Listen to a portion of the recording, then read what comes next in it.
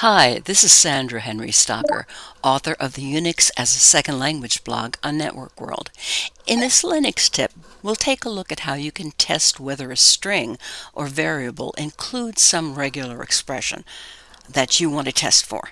So in the first example, an address is going to be tested to see whether it includes a digit. So here's the setting for the address, 123 Main Street, and then here's the test.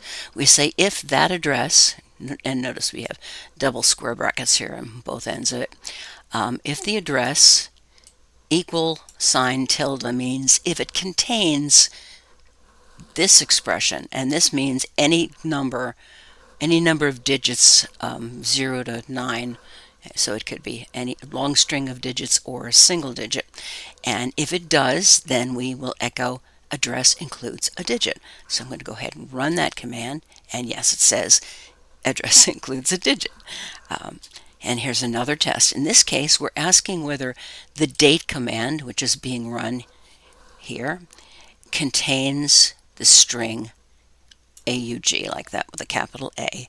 If it does, then we're going to say it's August already. Otherwise, we'll echo it's not August. So I'm going to go ahead and run that test.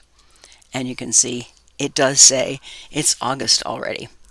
So that is your Linux tip for using the equal tilde operator to determine if a string contains a regular expression.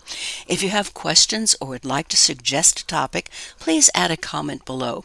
And don't forget to subscribe to the InfoWorld channel on YouTube. If you like this video, please hit the like and share buttons. For more Linux tips, be sure to follow us on Facebook, YouTube, and networkworld.com.